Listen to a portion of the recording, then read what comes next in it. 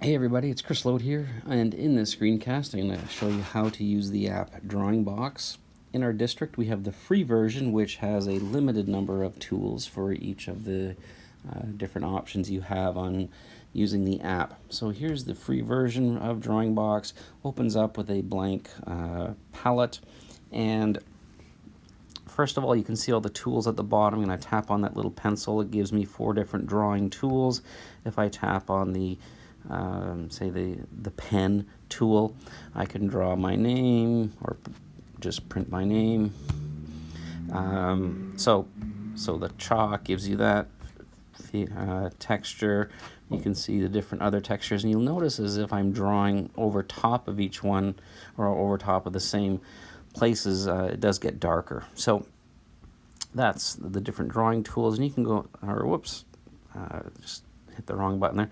So there's different paint brushes, and you see there's a different roller and a sort of some kind of a tool for adding sort of a textured pattern on there. The different colors. So if I went into red, one thing you can do though is I can swipe up, and that will make my whole background or my whole page red. If I want it back to white, I can do that, and it just makes a white background for me. And I've lost the texture, as you can see. Going back to, there's the different, they're almost like a little stamps you can put on here. So you can draw lines of those stamps.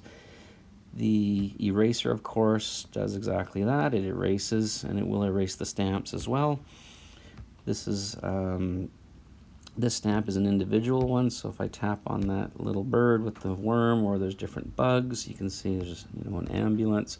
So all the different stamps or stickers the kids can add. This tool is kind of cool in that it plays back what I have done so far. So if there's the 3 different speeds: slow, medium, fast. I'm going to do the fast one, and that's kind of cool because it shows the process used that the students when the students create their painting or drawing or whatever it is. So it shows the whole process from start to finish. That's kind of neat. Tap the boomerang to get back. There's also this, which is the background, so I can make a wood background. If I wanted to go back to white, I'd have to tap on the white background as well.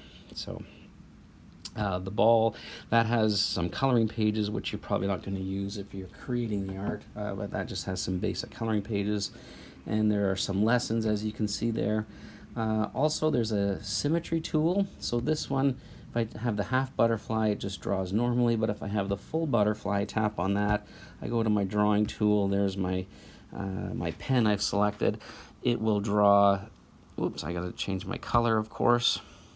Let's go red. So now we go back and go back home, tap on that, and it does a symmetrical drawing for whatever it is I'm doing, which is kind of fun. The books over here will save your work, and the settings are exactly that, different types of settings. One neat feature on this is actually I'm going to get rid of the Symmetry Tool.